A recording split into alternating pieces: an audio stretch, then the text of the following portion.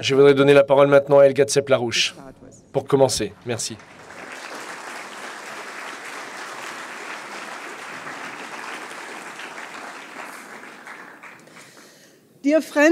Chers amis de l'Institut Schiller, chers invités distingués de tous les pays, nous sommes réunis ici aujourd'hui à cette 4e conférence de l'Institut Schiller en moins de 5 mois parce que nous sommes déterminés à inspirer un nouveau paradigme dans l'histoire de l'humanité. Un paradigme qui va refléter la vraie identité de l'espèce humaine.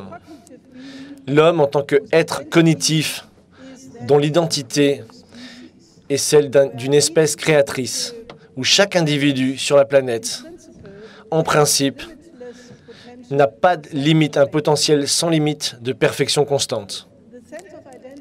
Le sens d'identité doit être gouverné par ce potentiel créateur à l'intérieur de chaque individu. Pas simplement pour développer nos propres capacités créatrices, ou notre potentiel à nous, mais pour faire ça avec le désir explicite de contribuer dans notre vie au développement de l'ensemble de l'espèce humaine. Et quand notre vie arrive à son terme, puisque je rappelle que nous sommes tous des êtres mortels, on peut mourir avec la certitude que nous avons contribué avec tout notre potentiel au progrès et à la progression de l'humanité. Et avec notre contribution, voilà, au meilleur de nos capacités. Avec notre vie, on a anobli notre espèce.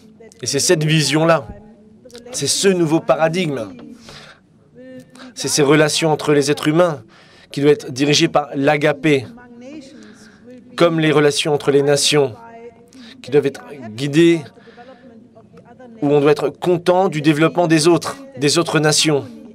Et que c'est l'harmonie, c'est la concorde qui développe les relations entre les nations et de tous les êtres humains conséquemment.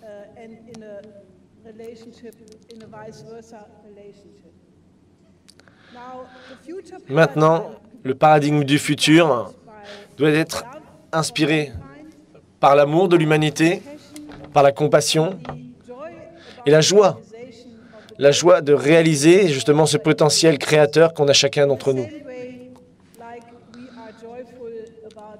Comme quand on est heureux d'écouter une composition de Beethoven ou un drame de Schiller ou une tragédie, revivre les découvertes de Leibniz ou de Einstein, qui donne une perspective élévatrice de notre espèce. Ou un scientifique qui fait des découvertes de nouveaux principes, des nouveaux processus de comment l'humanité peut progresser. Les artistes qui communiquent par la métaphore des conditions meilleures pour le futur de l'humanité. C'est ce nouveau paradigme-là. Et ça doit vraiment ça doit être inspiré par une nouvelle méthode de pensée. Ce que Beethoven appelait aussi rigoureux que libre. Voilà, c'est ça la nouvelle méthode de pensée. La liberté à travers les nécessités de notre condition. Et la seule condition où on peut réaliser ça, c'est d'avoir une belle âme. Et faire ce qui est nécessaire, c'est ça qui rend heureux. Et de sentir où finalement le devoir et la liberté de faire quelque chose sont une seule et même chose. Et les seuls êtres humains qui peuvent faire ça, c'est justement tous les êtres humains qui font ça sont des génies créateurs. Ça va être la base en fait du nouveau paradigme que nous proposons si l'humanité veut survivre. Et c'est de cette vision positive du futur en fait qu'on peut mobiliser, de trouver la force morale, le courage, l'énergie en fait pour remplacer le paradigme actuel qui est totalement basé sur la dépravité. C'est dépravé, une culture dépravée. Donc on doit éviter que l'humanité plonge dans la catastrophe. Il y a une désintégration complète du système financier transatlantique, avec l'assouplissement quantitatif, l'hyperinflation, ce qu'on appelle l'assouplissement de pillage, en fait. C'est une expropriation brutale, en fait, exprimée par ces politiques financières. Et Dijsselbloem, qui l'a exprimé personnellement, le président de l'Eurogroupe, a dit que Chypre était une première étape dans la destruction de l'Europe. Donc pour sauver cette société casino, on imprime de l'argent pour le sauver peut-être d'une semaine, 2 ou 3 semaines. Et c'est une attaque directe contre l'espérance de vie des populations et de leur niveau de vie. Ça tue des gens par millions. Et le danger existentiel également, c'est le danger de guerre thermonucléaire. Et on est au bord de ça aujourd'hui à l'échelle internationale. Mais si on voit la crise dans la péninsule coréenne peut être contenue, mais si vous regardez l'ensemble, en fait, la Syrie, la situation en Syrie, qui est en train de complètement partir hors de contrôle, une menace d'attaque contre l'Iran, c'est l'ensemble de l'Asie du Sud-Ouest qui pourrait être vraiment une poudrière déclenchant la Troisième Guerre mondiale. Donc il y a tous ces dangers. Tout le monde peut voir ça. Les gouvernements de ce monde ne font rien d'efficace pour changer la direction du monde dans son ensemble. Donc la civilisation est en autopilotage vers son autodestruction. En plus de ces dangers mortels, il n'y a pas de débat public sur ce qui est réellement important. Les politiciens, les gouvernements, les médias sont complètement triviaux. Ils ne discutent pas de ce qui est réellement en face de nous en tant que société aujourd'hui. On a une expropriation meurtrière aujourd'hui. On perd nos républiques démocratiques, on perd nos constitutions. Les syndicats n'ont plus les moyens de défendre le droit du travail qu'ils ont défendu pendant des années. On perd l'État-providence, l'État social. Tout ça est en train de tomber. Les droits civils, les droits humains ne sont plus défendus par les gouvernements. C'est exactement le processus qui a commencé avec la mort de Franklin Delano Roosevelt. Et il y avait un combat à l'époque où l'oligarchie était explicitement déterminée à éliminer tout ce qu'avait accompli Franklin Delano Roosevelt. Et je suis très content que M. Larouche soit ici avec nous aujourd'hui. Parce que si vous regardez les 50, même pour M. Larouche, c'est depuis plus de 50 ans. Ça a été un individu qui a montré explicitement les changements de paradigme dans la mauvaise direction. Et dans les années 50, donc avait prévu justement qu'en 1971, le changement de paradigme qui a eu lieu à l'époque, si nous continuons dans cette direction-là, du monétarisme,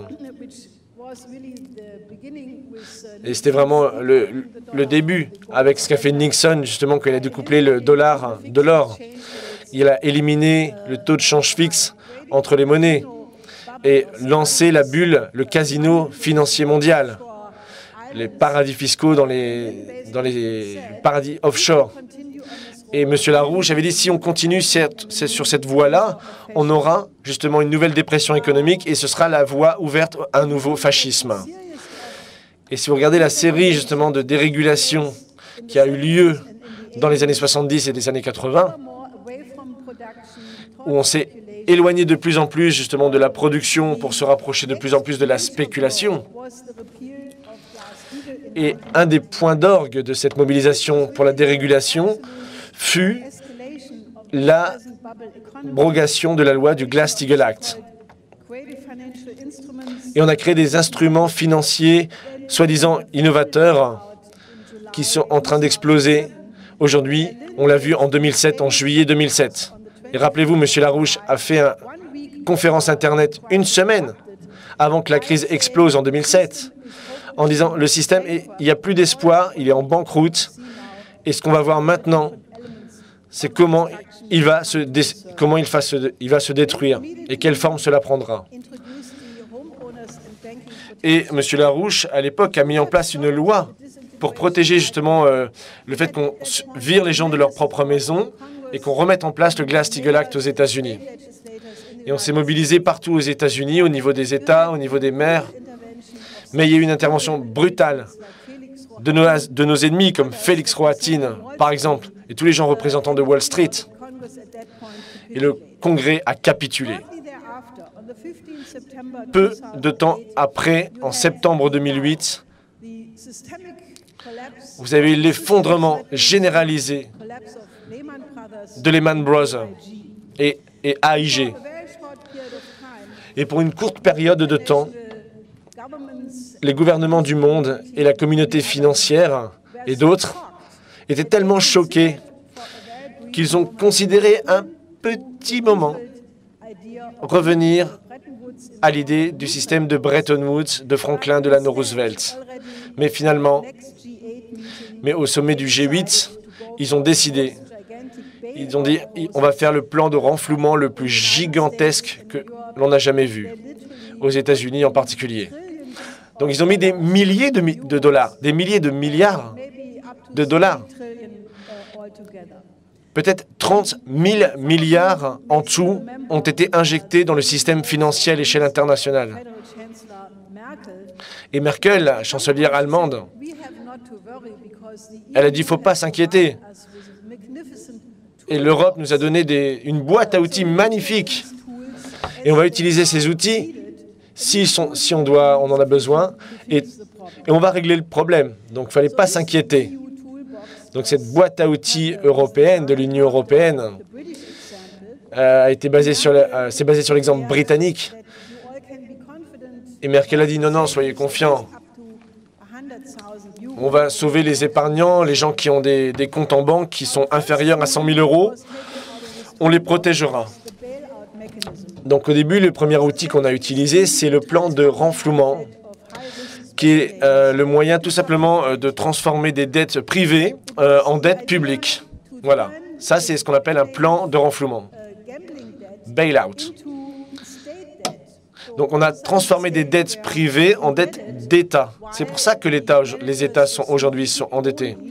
Alors qu'au même moment, les directeurs d'agences bancaires des grandes banques ont touché des bonus extraordinaires après la crise de 2008. Grâce à ces plans de renflouement qui endettaient l'État et donc appauvrissaient les populations de ces mêmes États. Donc on a mis des plans d'austérité draconiens dans la tradition de Brüning dans les années 30 en Allemagne. On appelle ça des... Et c'était des coupes brutales dans tous les secteurs possibles. Et le résultat de cela, les pays du sud de l'Europe sont en train de mourir. L'Espagne, la Grèce, le Portugal, leur économie est totalement détruite. Et maintenant, il y a la crise à Chypre, et qui est devenue l'exemple, comme l'a dit Dijsselbloem, le président de l'Eurogroupe, c'est l'exemple de résolution bancaire. Donc ils ont dit, bon, on va taxer, au départ, ils voulaient taxer les gens qui ont des comptes en banque inférieurs à 100 000 € à 6%, et ceux qui ont des comptes en banque supérieurs à 100 000 € à plus de 10%. Mais ça a été rejeté par le Parlement de Chypre. Ils ont dit finalement, l'exemple chypriote, c'est ce qu'on appelle le bail-in. C'est plus le bail-out, le plan de renflouement de l'extérieur, c'est le bail-in, le plan de renflouement de l'intérieur. Ça, c'est la nouvelle boîte à outils, le nouvel outil qui est utilisé en Europe. Mais ça avait été discuté depuis longtemps déjà, depuis la Banque d'Angleterre, le Fonds de garantie des dépôts américains. C'était l'idée de voler en fait l'argent sur les comptes en banque des épargnants. Et il y a eu un rapport qui a été publié par ces institutions que sont le Fonds de garantie des dépôts américains et la Banque d'Angleterre sur justement les moyens de trouver de l'argent en cas de problème et en cas de crise systémique. Et la Commission européenne a publié des rapports déjà publiés en 2011 sur comment éliminer les dettes par les plans de renflouement internes. Et ce qu'ils ont prescrit dans ces rapports, c'est de faire confiance à l'argent des citoyens, puisqu'on ne peut plus faire des plans de renflouement par l'extérieur, on va prendre l'argent de l'intérieur dans les banques, soi-disant pour arrêter la contagion de la crise financière. Et pour pas que la crise se répande dans les banques entre elles. Donc on va prendre l'argent des déposants et des gens qui ont des comptes en banque dans ces banques pour arrêter soi-disant la contagion de la crise financière. C'est ça la boîte à outils européenne. Et on a dit, ah, ce sera efficace. Pas de panique.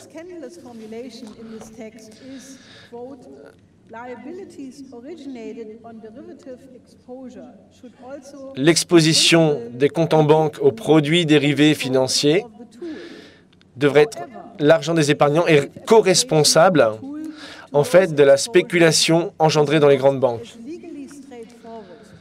Et aujourd'hui, il est légalement possible justement d'utiliser ces ressources qu'il y a dans la banque pour justement créer une stabilité financière contre ces produits dérivés.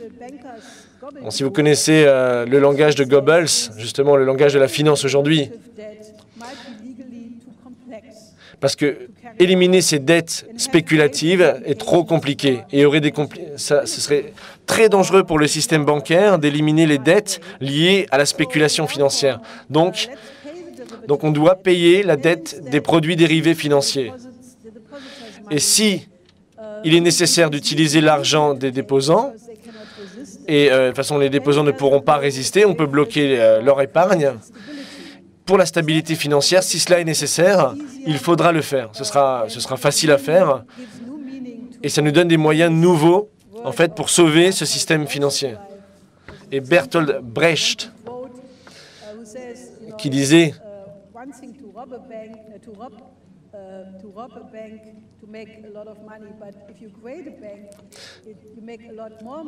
ah oui, il disait, c'est pas la peine, pour faire beaucoup d'argent, c'est pas la peine d'aller voler et de cambrioler une banque, il suffit de la créer. Donc, si vous voulez avoir beaucoup d'argent aujourd'hui et voler de l'argent, vous créez une banque. Voilà, c'est ça que disait Brecht. Et c'est ça qu'on voit aujourd'hui, c'est un vol systématisé. Donc, on a affaire à la confiscation des comptes en banque, donc soit par des renflouements internes, comme on l'a vu à Chypre. Donc, dans certains cas, ils ont pris les comptes ils ont coupé 40% de certains comptes en banque pour ceux qui avaient plus de 100 000 euros. Donc, 100 000 euros, bon, on pourrait dire oui, c'est bien, on fait payer les gens qui ont de l'argent, etc. Mais 100 000 euros, c'est un capital de base pour une PME, PMI, par exemple. Ils ont leur salaire, ils ont leur trésorerie. Donc, c'est pas que les riches qui ont des comptes. Donc, ça détruit également toutes les PME, PMI qui ont de la trésorerie supérieure à 100 000 euros. On leur pique le fric. Et donc, ça détruit la base même de l'économie.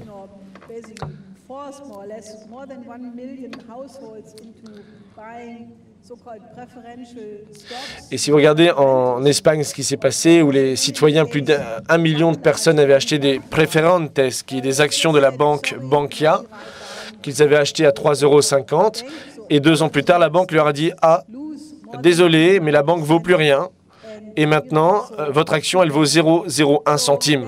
Donc, on ne pourra pas vous rembourser votre argent. » Donc, 1 million de personnes se sont fait avoir comme ça. Donc, c'est du vol. C'est une autre manière de voler les gens.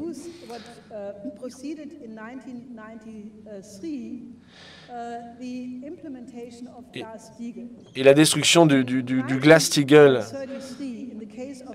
si on regarde ce qui s'est passé justement en 1933, justement, pourquoi on a mis en place le Glass-Steagall?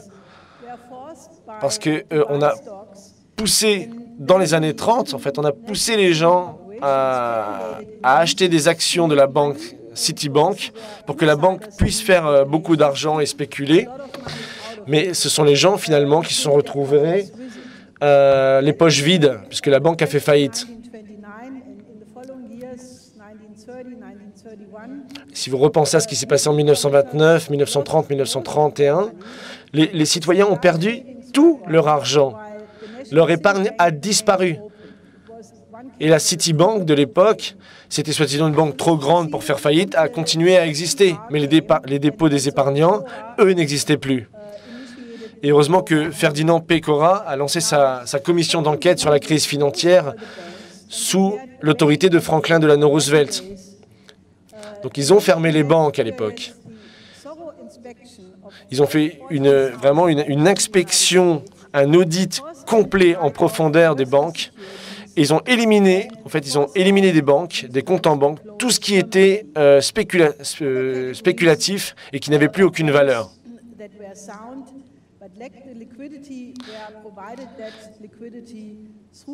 Et à partir de là, ils ont pu justement, à travers l'institution de reconstruction du pays, sauver l'argent qui était réel, réouvrir les banques avec l'argent des épargnants. Et avec le Glass-Steagall, la loi de séparation bancaire, les banques de dépôt étaient protégées justement par l'autorité de l'État pour qu'elles ne puissent plus aller justement dans les banques d'affaires, c'est-à-dire le jeu financier. Et Pécora a expliqué, a écrit un livre là-dessus, quand il dit « Wall Street sous serment ». Et il a écrit un livre où il montre comment il a interrogé, en fait, de tous les PDG des banques de Wall Street.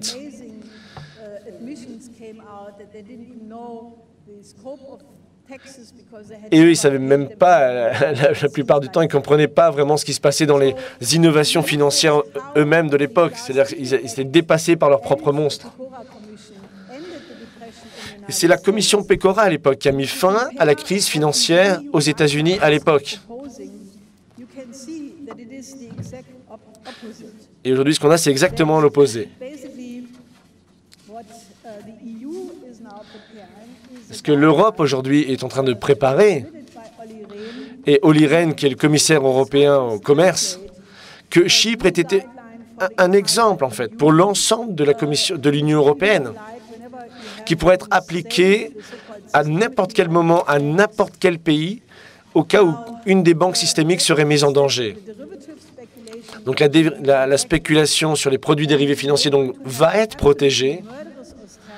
Donc des politiques d'austérité meurtrières vont continuer à être implémentées contre les populations.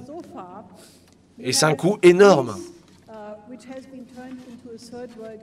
Aujourd'hui, la Grèce est devenue un pays du tiers-monde. Donc vous avez des étudiants qui, avant d'aller dans les universités, cherchent à manger dans les poubelles. Ils ont faim, ils ne peuvent pas se concentrer parce qu'ils n'ont plus les moyens de manger et de payer leurs études. Maintenant, c'est 58,4% de chômage des jeunes de moins de 25 ans en Grèce. Et simplement, au moment où on a soi-disant résolu la crise à Chypre,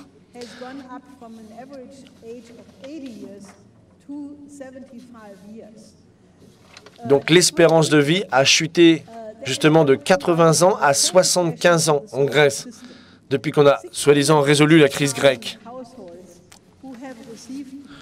Des centaines de milliers de personnes n'ont pas touché les moyens de payer leur appartement.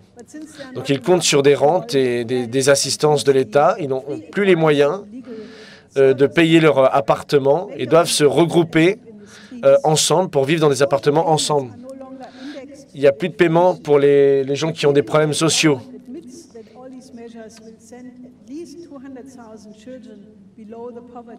Et ils ont reconnu, le gouvernement a reconnu que 200 000 enfants, à cause des coupes budgétaires qui ont été faites dans l'assistance sociale, 200 000 enfants vont tomber dans la pauvreté cette année.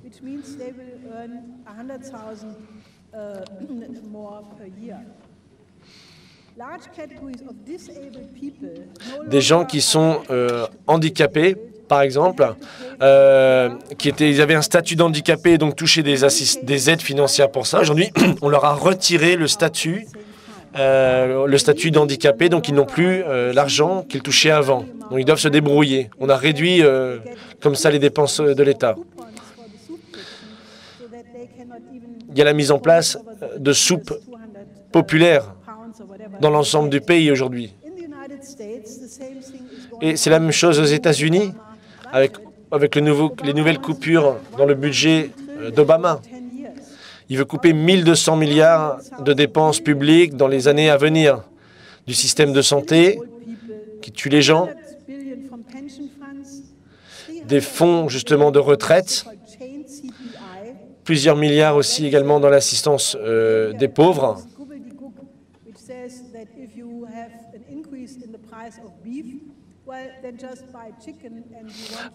Et les économistes autour d'Obama disent c'est pas grave, si le prix du bœuf augmente, les gens n'auront qu'à acheter du poulet. Voilà comment pensent ces gens-là.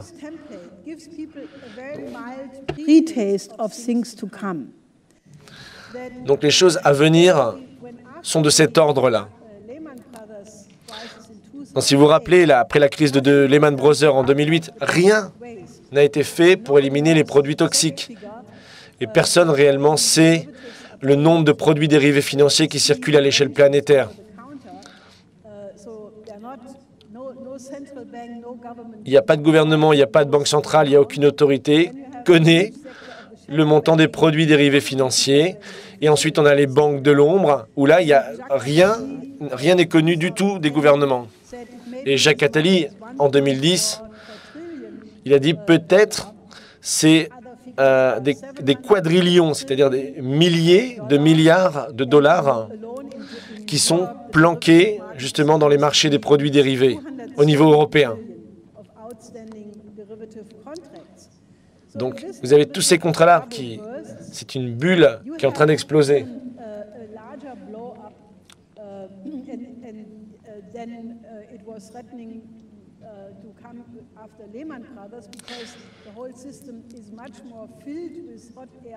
Et aujourd'hui, après la crise de Lehman Brothers, on n'a pas du tout réglé le problème, on a ajouté encore plus de problèmes. Donc on est face à un effondrement encore plus gigantesque aujourd'hui. Et Dijsselbloem, le président de l'Eurogroupe, il n'a pas dit ça par hasard. Ce n'était pas un accident, c'était une stratégie pour familiariser la population.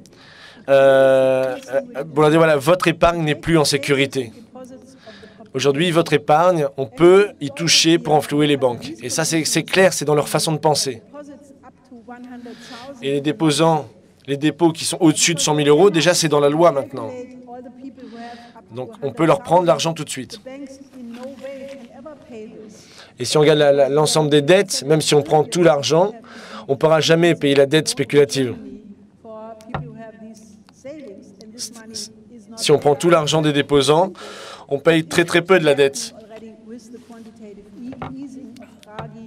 Et avec la politique d'assouplissement quantitatif, d'impression monétaire massive, la dette augmente.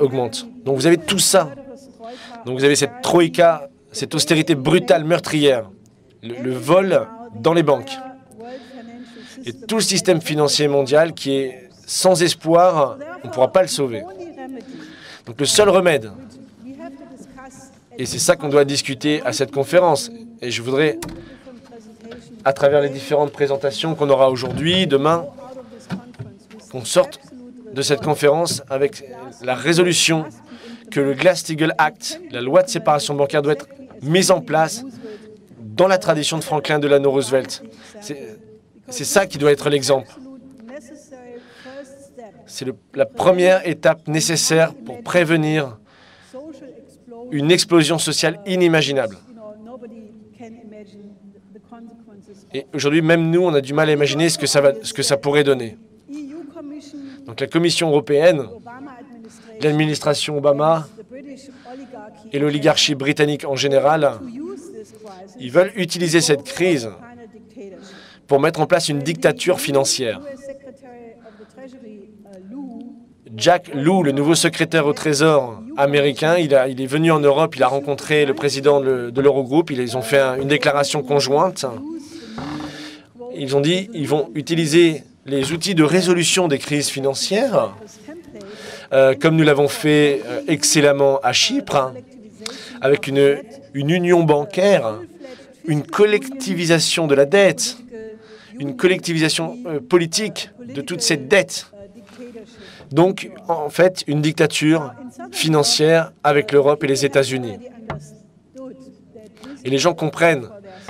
Les gens commencent à comprendre que c'est un combat pour leur propre survie. Les mesures qui ont été mises en place ont augmenté le taux de mortalité de manière sans précédent. Ça détruit l'économie réelle. En Allemagne, il y a beaucoup de mécontentement, une fatigue de la population de payer pour les autres, par exemple. C'est un peu ce qu'on fait croire aux gens.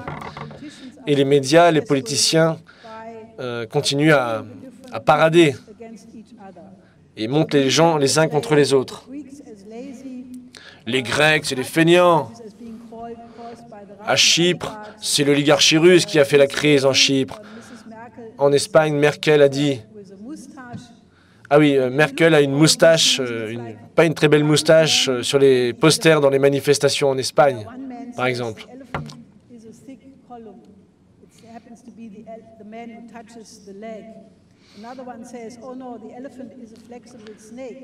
Ah oui, c'est comme l'histoire où on touche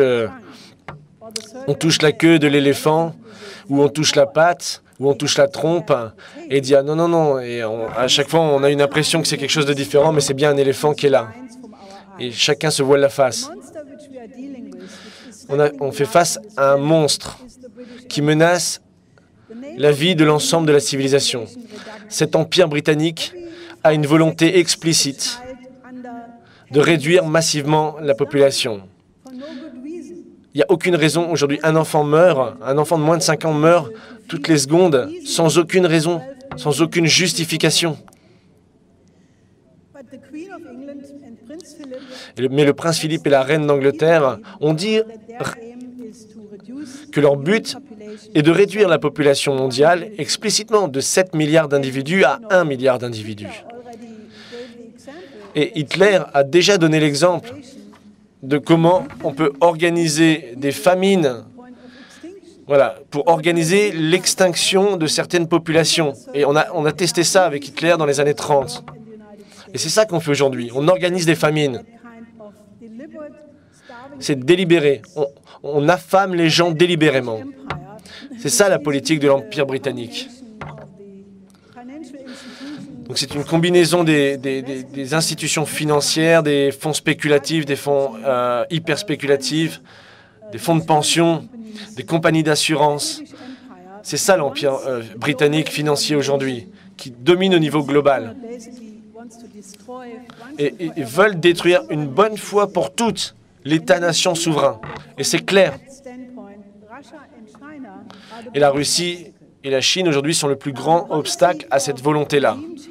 Donc cette politique de changement de régime qui a été mise en place après avoir détruit la Libye et l'Irak ces 10 dernières années s'applique aujourd'hui contre la Syrie et l'Iran.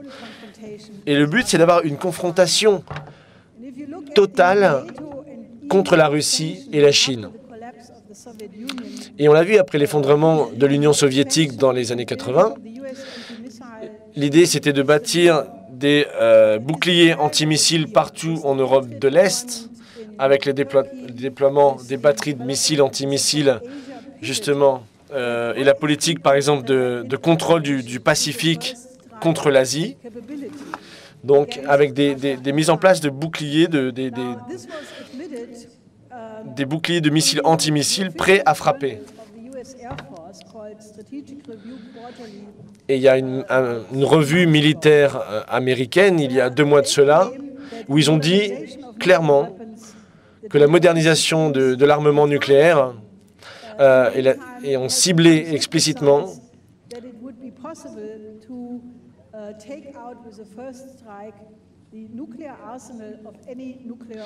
ils ont dit, avec ce qu'on est en train de créer, on peut détruire n'importe quel arsenal nucléaire dans n'importe quel pays. Aujourd'hui, on est prêt à ça. On peut neutraliser n'importe quel pays quand on veut. Voilà ce qu'on est en train de mettre en place.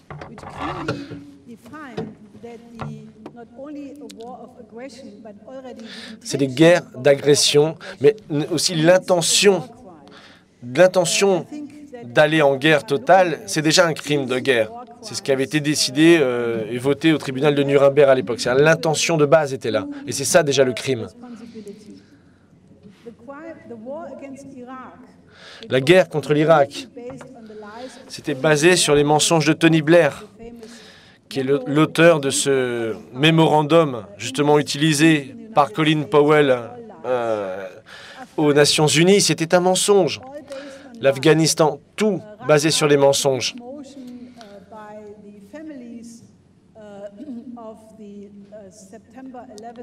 Il y a les familles, par exemple, les familles des gens qui sont morts dans les attentats du 11 septembre, qui demandent à l'administration Obama que les 28 pages qui ont été classifiées secret défense depuis 2001 soient révélées au public, que la vérité sorte.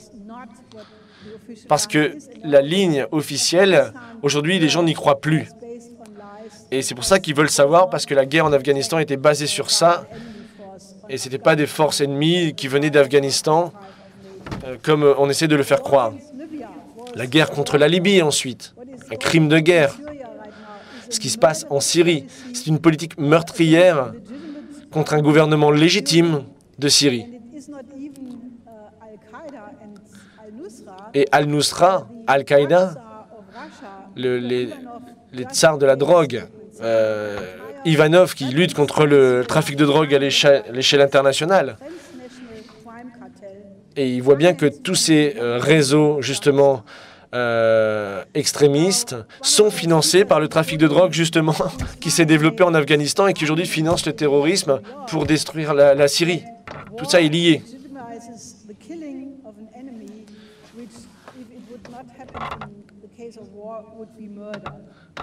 Donc aujourd'hui, on s'autorise à tuer n'importe qui, n'importe où. Ça, c'est les nouvelles réformes qui sont passées également aux États-Unis.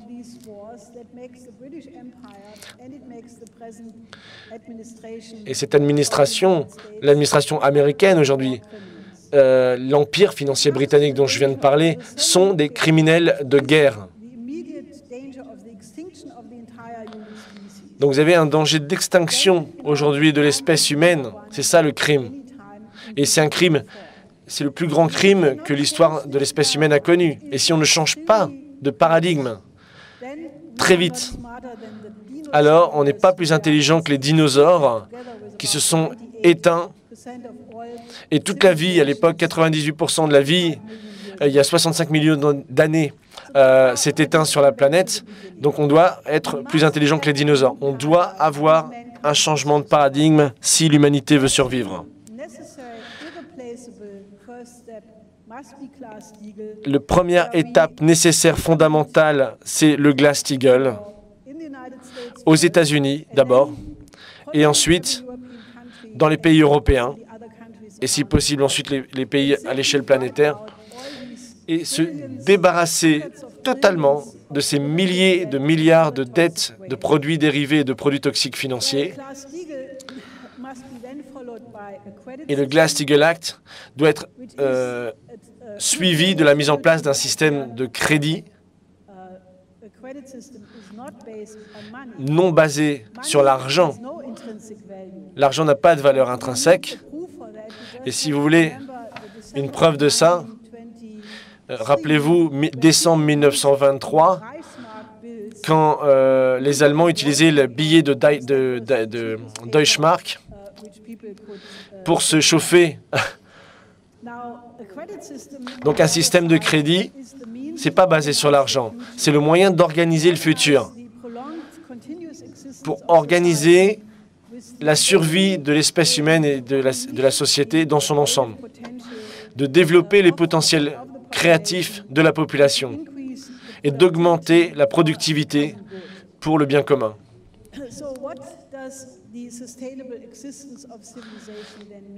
Donc, qu'est-ce que ça veut dire de soutenir la civilisation dans son ensemble? On doit se rappeler l'événement, on a vu, vous avez vu à Chelyabinsk, où il y a eu l'astéroïde qui sont tombés justement en Russie. Une pluie d'astéroïdes qui est tombée et personne ne l'avait détecté. Aucune institution. Mais je pense que c'est un bon réveil. Un réveil pour la civilisation. On ne peut pas rester là assis et ne pas faire face à ces menaces. Donc on voit qu'on est vulnérable d'une certaine manière. On est dans ce système solaire, on est dans cette galaxie, et on doit en prendre conscience pour développer la survie de l'humanité. Et Rogozin, un Russe, qui a proposé justement, qui est un des sujets fondamentaux de notre conférence, il en avait parlé au G8, qui va avoir lieu à Saint-Pétersbourg, a dit, voilà, neutraliser les astéroïdes, le danger des astéroïdes nécessite justement des ressources technologiques, scientifiques, que les États-Unis ou la Russie n'ont pas individuellement aujourd'hui. Donc cela va nécessiter une collaboration, et cette coopération va renforcer la confiance entre les pays et subséquemment résoudra justement la crise du bouclier antimissile qui a lieu en ce moment entre les États-Unis et la Russie. Ça, c'est l'option. Donc si on pousse la civilisation, si on la sort de la façon de penser actuelle du monétarisme et qu'on commence à penser comment on peut investir dans ce type de choses qui sont nécessaires pour notre survie en tant même que civilisation. Donc, pensez comme des cosmonautes, des astronautes, quand ils reviennent des voyages dans l'espace. Ils disent, voilà, quand on regarde notre belle planète bleue depuis l'espace, vous ne voyez pas les frontières, vous ne voyez pas les blocs militaires, vous voyez une humanité. Et je crois absolument que si on se débarrasse de cette politique actuelle avec la combinaison de mesures politiques que nous proposons, Glass-Steagall, le système de crédit, une reconstruction globale, le paradigme actuel qui est basé entièrement sur la dégénérescence, sur le manque de compassion envers ces milliards d'êtres humains qui souffrent aujourd'hui. Et aujourd'hui, on trouve des plaisirs sadiques. C'est le divertissement qui nous gouverne. Et on doit sortir de cela. On doit grandir.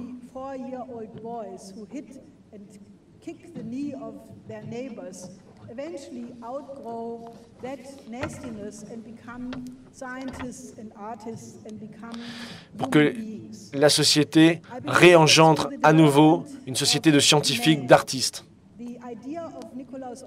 L'idée de Nicolas de Cuse, que le péché, c'est le manque de développement, et que le mal ne peut être que transcendé par le développement intellectuel et l'éducation esthétique des êtres humains. Et l'impératif extraterrestre dont parlait Kraft et Ricoeur, que l'homme devient une espèce spatiale, on pourrait dire. Et laisser la Terre derrière nous, quelque part. Et pour ceux qui pensent, comme le pensait Nicolas de Cuse, qu'il y a un créateur, c'est que la vraie identité d'un être humain, c'est imago vivo Dei, créé à l'image de Dieu. Ça, c'est le processus de création de notre planète, c'est le processus de création des êtres humains. Et pour ceux qui ne sont pas croyants, on pourrait dire, devraient étudier les lois de l'univers, et là, vous arriverez peut-être à la même conclusion que Kepler. Plus vous étudiez les lois de l'univers, puis plus vous trouvez qu'il y a un plan magnifique derrière tout ça. Et donc, vous avez l'idée d'un intellect derrière les lois de l'univers. Et après cette conférence, allez dehors avec un amour sans borne pour l'humanité. Et pensez à l'ensemble de l'espèce humaine qui est capable de faire des choses magnifiques avant de mourir. Et aujourd'hui, on est au point zéro de changement. Une passion, un amour pour l'humanité. Et là, ça vous donnera un avant-goût de ce que le futur pourra être un futur en progression.